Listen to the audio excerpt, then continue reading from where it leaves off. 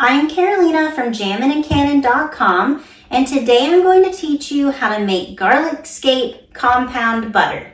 3, 2, 1. The garlic scape is just the flower part of the garlic plant.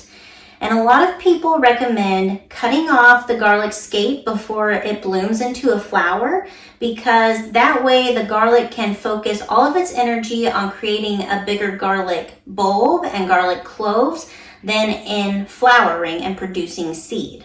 Let's go pick some garlic scapes. Okay, we're out here in the garlic patch, and if you can see these are called garlic scapes, and they come out of hard neck garlic only.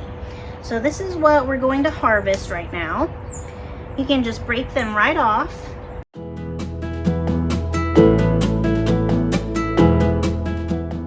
You want about as many garlic scapes as you have butter. So if you're going to use a cup of butter, you want about a cup of garlic scapes.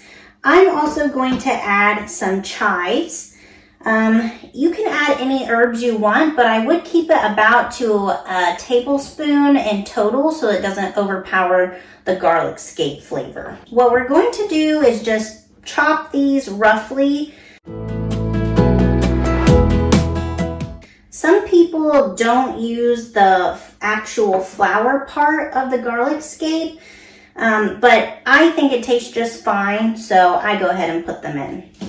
If you don't have garlic scapes, you can also use onion tops or bunching onions for this recipe.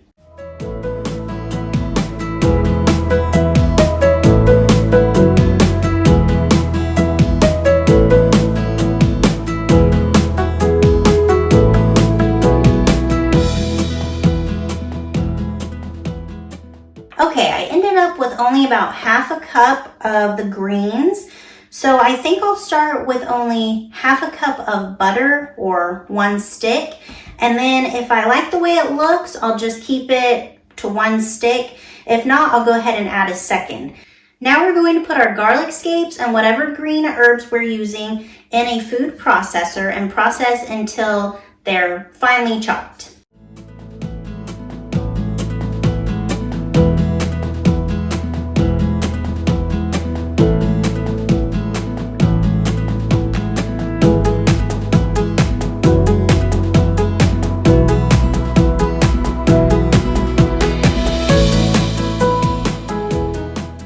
Okay, into our KitchenAid, we're going to add our 1 stick of butter to start out with. Now this has been softened. You want to make sure it's softened. We're also going to add about a half teaspoon of salt. And now we're just going to beat the butter.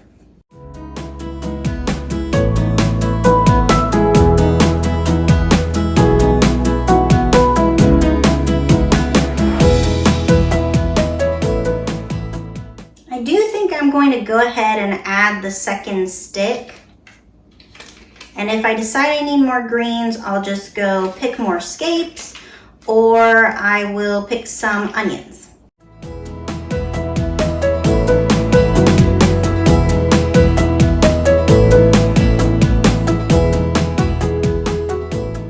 All right, now I'm going to add my garlic scapes and chives.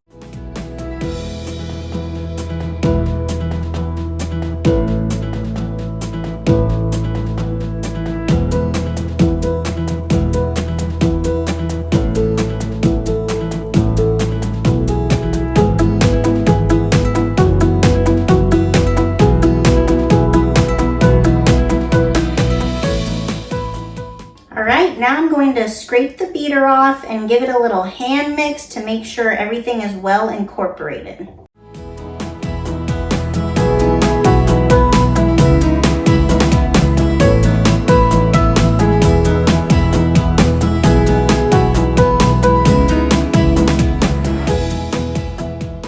You can use plastic wrap or parchment paper to roll this into a log. I'm going to start with these smaller, it's actually an ice cube tray. but I think they're the perfect size for putting on top of steak or buttering bread, or really things that my family will use it more for. You could also opt for these silicone butter molds. They're actually the size of a stick of butter, and they have little separations for 1 tablespoon measurements. I personally don't think I'll use that much at one time, but it's a really great option if you have a large family or if you plan on using a whole stick of this at once.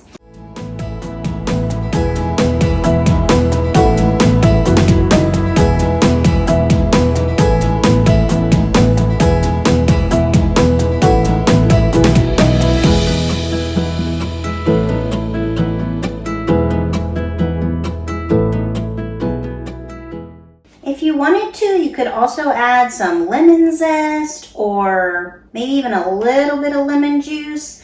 I wanted to keep the flavor as plain as possible so I can use it however I decide I want to that day.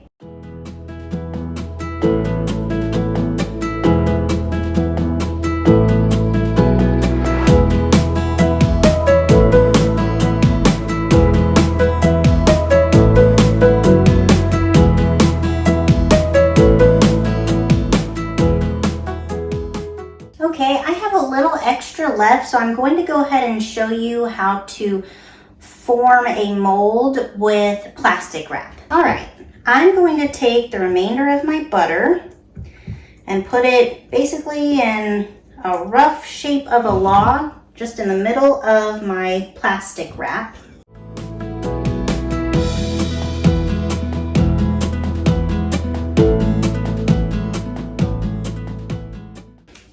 Okay, now I'm going to roll this over and just start shaping it into a log. Want to try to get any air bubbles out.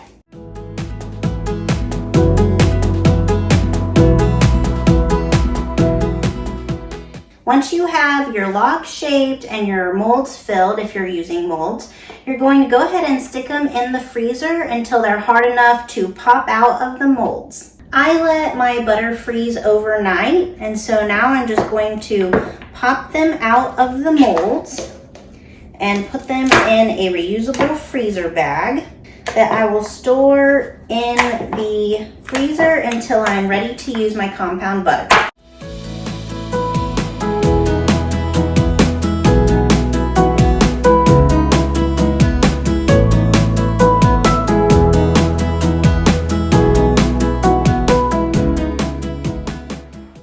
I'm leaving 2 out for baked potatoes tonight. You can use this compound butter on bread, baked potatoes, really anything garlic butter would be good on. If you enjoyed today's video, please like this video and subscribe to my channel. See you next time.